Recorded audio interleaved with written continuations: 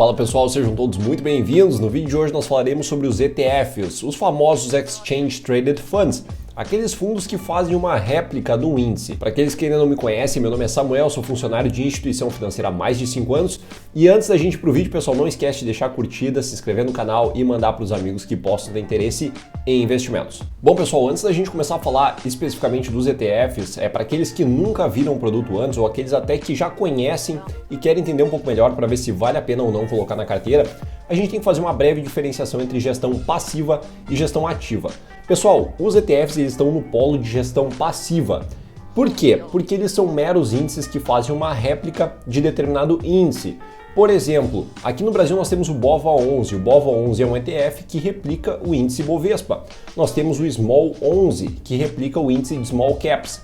Portanto, ele é um pouco diferente daquele stock picking que a gente chama, quando vocês vão fazer a escolha das ações de vocês para colocar especificamente na carteira. Existe uma eficácia, existe uma eficiência para os ETFs? Sim, pessoal, geralmente os ETFs eles fazem um processo orgânico de escolha de ativos. Então, por exemplo, o BOVA11, como ele replica o índice Bovespa, das 80% ações mais negociadas dentro do índice, eles tendem a retirar aquelas ações que perdem o volume de negociação ou a incluir aquelas que tenham ganho participação dentro do índice. Então vocês podem ver que é um índice muito mais orgânico, vocês não precisam se preocupar em fazer a gestão de modo específico dentro de um ETF. Antes de nós falarmos sobre os pontos positivos e os pontos negativos, pessoal, vocês, se quiserem se aprofundar mais dentro do tema ETFs, tem o livro do John Bogle que é sobre ETFs especificamente. É chamado Investidor de Bom Senso. O John Bogle ele é o gestor da Vanguard, que é um dos maiores gestores do mundo de ETFs sediados lá nos Estados Unidos. Então é uma literatura bem interessante para aqueles que querem se aprofundar mais de maneira técnica para verificar até mesmo a eficácia deles dentro de um tipo de gestão. E bom, pessoal, do ponto de vista de eficácia, vale a pena ter ETFs na carteira, por quê? Porque eles fazem, como eu falei anteriormente, uma gestão muito mais orgânica. Vocês não precisam se preocupar em fazer a escolha ou não dos papéis. Eles vão se regular e vão replicar geralmente o desempenho de determinado índice econômico.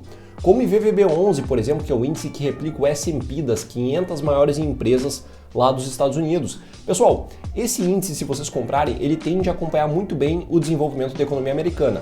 Tanto que se vocês pegarem um índice anualizado do IVVB11, ele tem mais ou menos um desempenho de 6,5% ao ano, já retirado a inflação.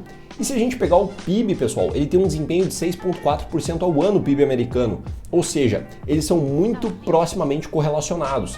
Isso tende a facilitar para vocês a escolha, a gestão e também a questão de programação dos aportes periódicos de vocês. E pessoal, falando dos riscos dos ETFs e os contrapontos, quais são eles?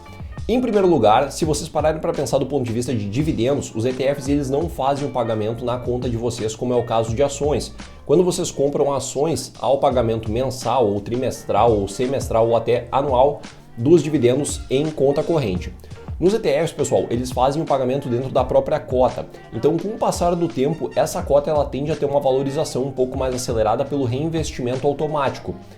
Em contrapartida, a gente tem que lembrar que os ETFs não têm o mesmo benefício fiscal, pessoal, que tem nas ações de isenção de imposto de renda.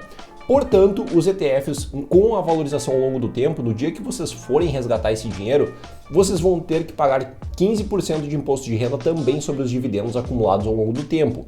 A vantagem é que ele acaba doutrinando vocês ou forçando vocês a serem mais educados em termos de reinvestimento dos dividendos. Em contrapartida, o pagamento de imposto de renda vai ser sobre o montante, inclusive dos dividendos que vocês não teriam no caso das ações. Outro ponto muito importante, pessoal, é que vocês não conseguem controlar o tamanho do risco da carteira de vocês no ETF.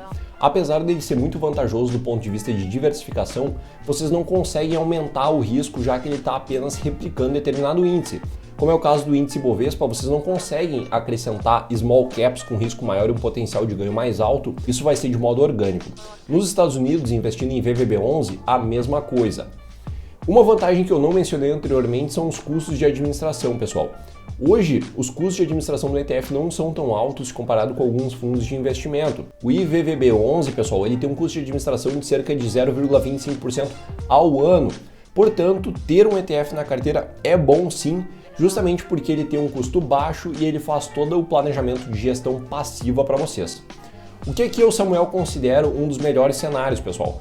Eu considero que é bacana vocês terem os dois na carteira, justamente para a questão de gestão passiva, que vocês não precisam controlar muito, e fazer, por outro lado, o stock picking pegando ações que sejam mais favoráveis.